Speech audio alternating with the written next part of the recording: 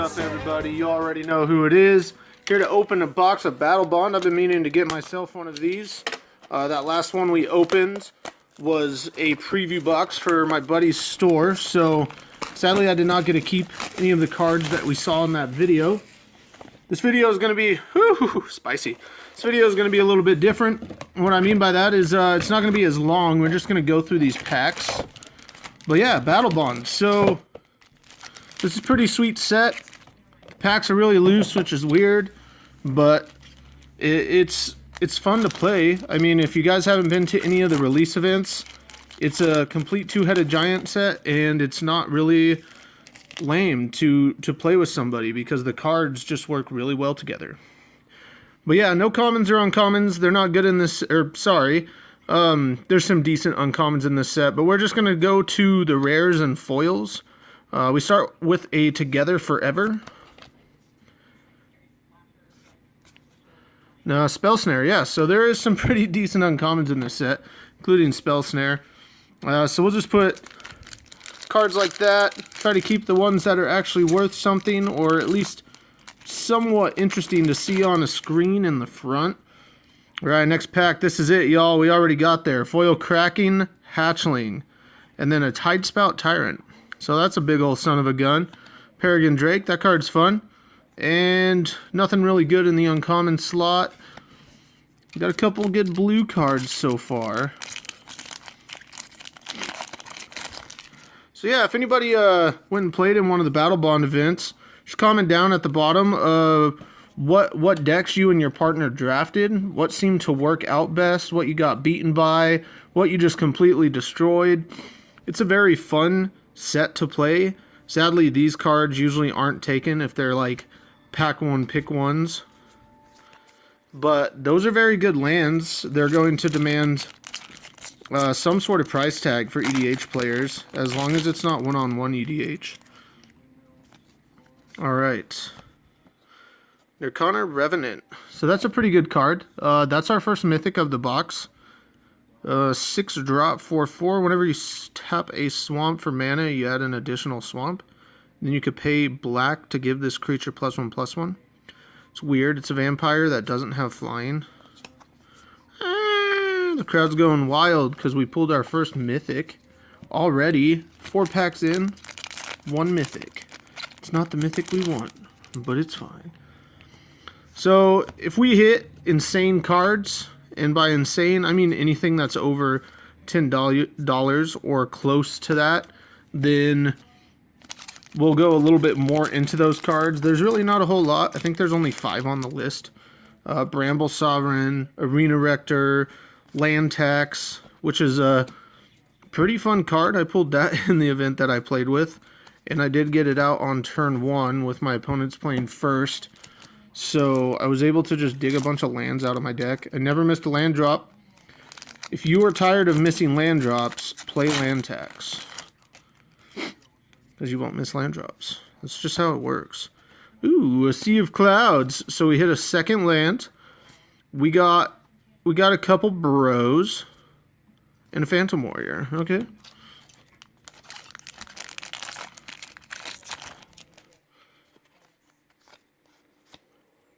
Core Spirit Dancer. So that's a pretty sick card. Gets played in Boggles. It does work. We also get a Chain Lightning. That's a pretty decent uncommon. Welcome to the pile, Chain Lightning. There's something special about this pack. Cards were all messed up in this pack. This is going to be a foil True Name Nemesis. What? Nope, not even close. This is Adjerval's Judgment. You can pretty much make that name whatever you want, but make sure you scream it whenever you say it. Carry the A. Alright. Ooh, foil Tandem Tactics into a Victory Chimes. Well, that's not anything we're interested in. Ley Weaver and Lore Weaver, and Denvor Horror.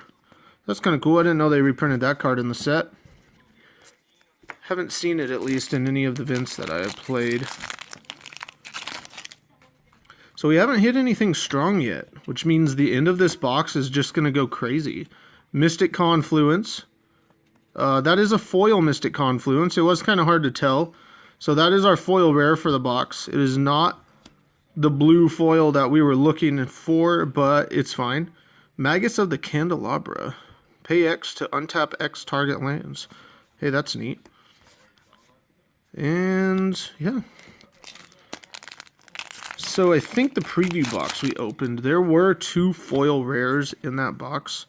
So we still have a chance to hit, this was a foil by the way, to hit another foil rare or foil mythic by the end of this video, which I think we can do.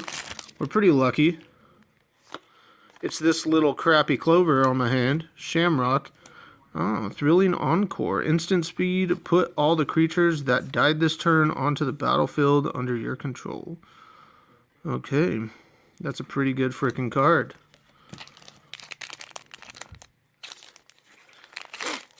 Alright. I also found out how to open these packs, which was pretty sweet. Alright, Diabolic Intent. That's a pretty sweet card. I'm happy about that. That's a good card. Out of Bounds, the Sphinx, and a Slum Reaper. Reaping the slums of this box. So far, that's what this box is all about. Slums. Ugh. Man, that was a big old spoiler. Play of the game with the assist. Exile all non-land permanents. It's a pretty sweet card. This card is also pretty sweet. Gain 7 life and draw 2 cards. That ruined me and one of my partners yesterday when we were playing an event. We had our opponent down. We were going to swing lethal. And then not only did they gain 7 life, they drew 2 answers to just put us out of the game. Ooh, Foil Forest, okay. And Greater Good. It's pretty good. Nimbus Champion was also in that deck, which was insane. If you can put counters on that card, it gets better. Or I'm sorry, that's not how that card works. It's equal to the number of warriors you control. We had problems with it in that game. None of us knew what it did, but we all knew it was powerful. So we got Guafa Hazid, Profiteer. Alright, we gotta at least pull a True Name Nemesis. That's like the one card that I actually want out of this set. We got Stunning Reversal, second mythic of the box. This card is pretty sweet. Instant speed. If you were to lose the game, instead draw 7 cards and your life total becomes 1. You could come back and just completely make your opponent cry with that card, right? They swing all their creatures in for lethal and then you don't block. And then you just win next turn because you drew 7 cards. Another foil, Noxus Dragon. And we got a blue rare. Starts with an M. Oh, non-foil Mystic Confluence. So we got 2 Mystic Confluences in the box. One of them is a foil. Opportunity. This card's sweet. Card draw is good. Card draw is beautiful. Card draw is sweet. Ugh. Purr's Whim. Hi, Purr. Alright, nothing crazy in that pack. So these packs are a little lackluster. I've pulled better out of just the 2 packs that we played with in the sealed event. Koroth's Fury. This is another mythic. That's not a mythic. It looks like a mythic. Is that a mythic? No, that's just a rare. It's Koroth's Fury. Nothing super interesting. We got Juggernaut with the old art, the better art.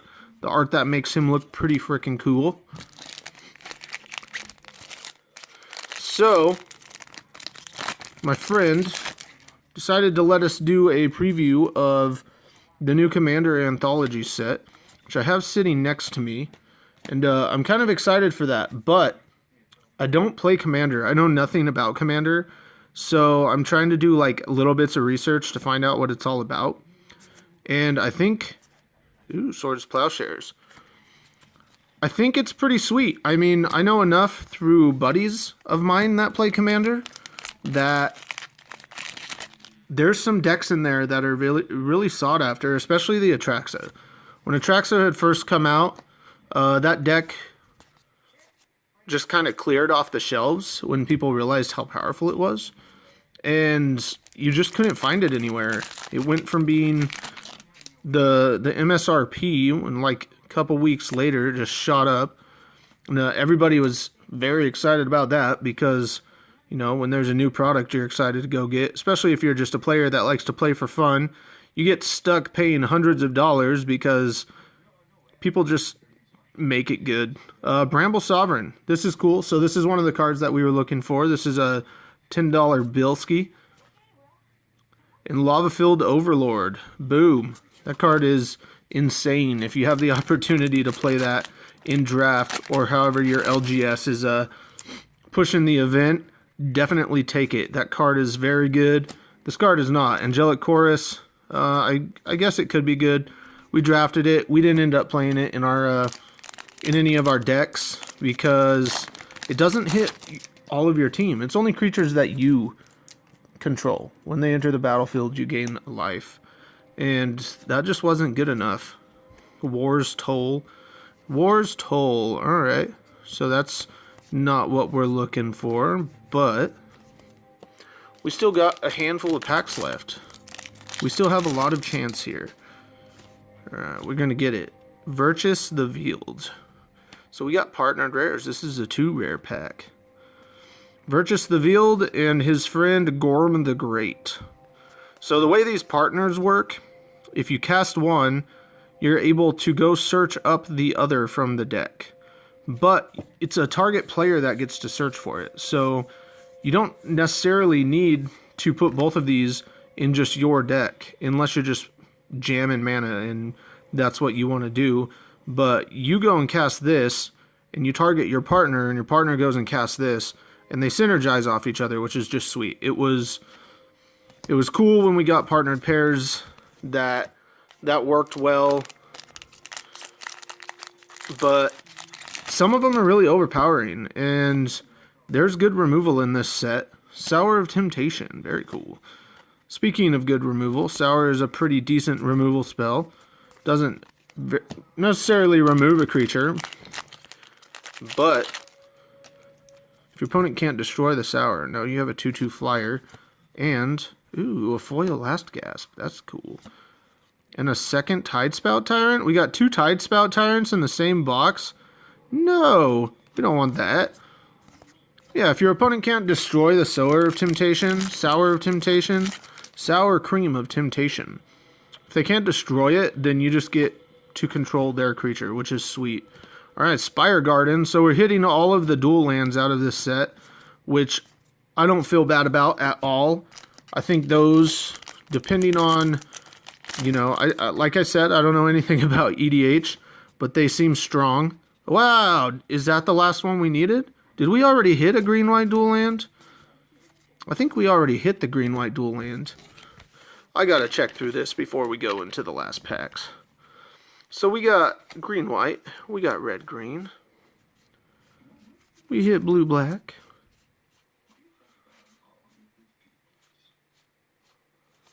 where you at, where you at, that and that, and 2 Tidespout Tyrants.